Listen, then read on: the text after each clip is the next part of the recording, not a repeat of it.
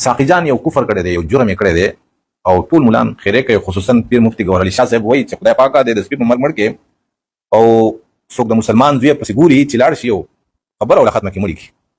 نو راشي چې د خبرې واورو کنه مفتی صاحب چې څه وایي.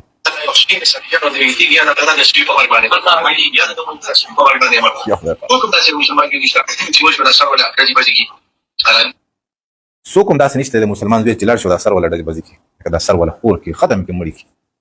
نو یو خدای دا چې سبا ته چې د ساقي جان د مرګ پسې د یو مسلمان د زوی په تلاش کې، نو سبا ستا خپل بچی نشته دی، خدای دغه نعمت نه محروم ساتلی. نو په خپل ولې ته مسلمان نه، ستا پلار مسلمان نه، ستا مور مسلمان نه وه، ته خو هم د مسلمان بچی که نه، نو لاړ شه پسې لاړ شه، دا سعادت ته حاصل کړه که نه. ستا دا خبره لکه یو فتوی که نه، یو دی د هغه د مرګ پسې خلق تیار کړو. یا لکه ظالمه ته دې ته هم نه ګورې چې دا ساقي جان څوک دی، د کو زمونږ د یو عالم دین پسې خبره کړې ده، نو په کومه جذبه یې کړې ده، د چا دپاره یې کړې ده. زه د ساقي جان د هغې بیان په حق کې نه یم چې هغه مثال په توګه د شیخ ادریس صاحب پسې کړې دي خبرې، خو هغه چې په کومه جذبه کړې ده، نو دغې جذبې ته سلام کوم، د ساقي جان دغې جذبې ته سلام کوم. څه وایي چې سبا ته چې د زورورو ستاینې کې، صفت کې، تعریف کې، نو ته د دغه منبر نه یوازې هغه ته نه وایي، ټول علما ورته وایي چې بھائی د دې منبر نه زموږ په وطن کې بدامني ده، د بدامنۍ خلاف خبره وکړئ، بېروزګاري ده، غربت دی، د غربت او د بېروزګارۍ خلاف خبرې وکړئ. موږ چې څنګه بچی زلمی کېږي بار وطن ته تللی مسافر شوي، میندې خپلو بچو د لیدلو پسې مړې شوې، ښځې خپلو خاوندانو ته ړندې شوې، او لوڼه خپلو پلرونو پسې ړندې شوې. دا ولې غربت دی؟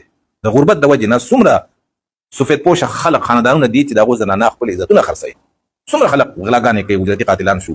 دا ولې؟ بېروزګاري د غربت دی، بدامني ده. نو دا بدامني، غربت او بېروزګاري دا د خدای د طرف نه دي، دا د چا د طرف نه دي. نو به یو دشمن په موږ باندې اړم دی، او تاسو په دې خلکو کې شعور پیدا کړئ چې زموږ ریاست الحمدلله یو ریاست دی او طاقت دی. نو د هر ریاست دا ذمواري ده چې خپل خلکو له امن ورکړي او روزګار ولا ورکړي او غربت ختم کړي. زموږ حکمرانان چې دي د هغوی د قیامته پورې د نسلونو غربت ختم شي، صرف 15 کاله حکومت وکړي او زموږ غربت نه ختمېږي. نو دا د الله د طرف نه غربت نه دی. د دې خلاف په څوک خبره کوي؟ نو ای علما او حضراتو، تاسو خبرې وکړئ. تاسو چې فرعون او نمرود او حامان او قارون چې په زرګونو کاله شوي هغه یادوئ، نو دا اوس چې څوک دي د دې په مخ کې خبره وکړئ که نه. دې په دې مجبور کوي چې د خدای دوستانو بس کوي که نه، یا امن راکوي، روزګار راکوي. هغه په دې جذبه خبره کړې ده. نو دا مثال په طور تاسو د امن سندرې شروع کوئ، تاسو د ظالم خلاف आवाज اوچت کوئ، نو څه چل به کېږي؟ نو ستاسو په دې خبرو په نتیجه کې به زموږ په وطن کې امن راشي او غربت به ختم شي. نو خو ستاسو وطن دی که نه، ستاسو بچي به خوشحاله وي، تاسو هم په دې وطن کې که نه.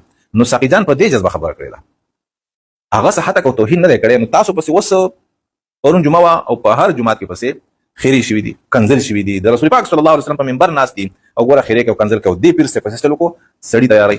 ستا دا خبرې به څومره خلکو اورېدلي او څومره ځوانانو به، څومره ځوانان، څومره زلمي بېوقوفه خلک هغې به تیار شوي چې زه دا سعادت زه حاصلوم. نو که چا دا حماقت وکړو او ساقي جان یې مړ کړو، نو څه چل به کېږي؟ د هغه په بدله کې به بیا هغه هلک هم مري که نه. نو چې مړ شي د ساقي جان په قتل کې به دغه قاتل مري که نه. نو چې مړ شي د هغې قاتل مور پلار خویندرونه ښځه بچي به نه وي، هغه به څوک نه خوږېږي. تاسو دا قام کوم طرف ته بیایئ؟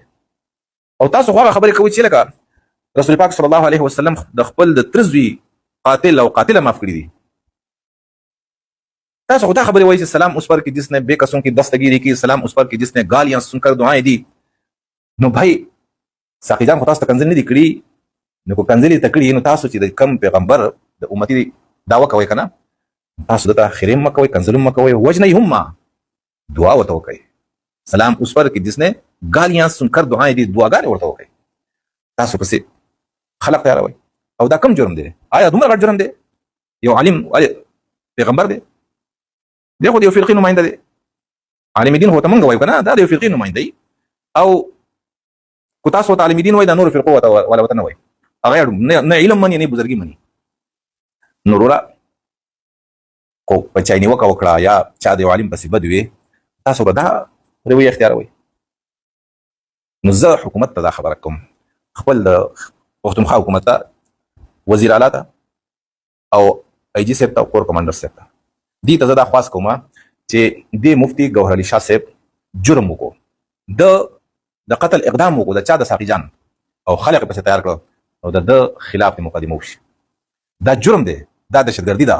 د دهشتګردي وکړه د بل د قتلولو پسې خلق تیار کو نو بس ډیر راونیسته په د باندې مقدمه جوړه کړه. ساقي جان ته مې مچره د پسې اف آی آر درج کړه او کلم ساقي جان مړ شو نو اوس د دې وسنه دغه ور وشي او کو فرض کوو شو نو کو ساقي جان ته چا سو یو مړ شو نو ذمہوار به هم دی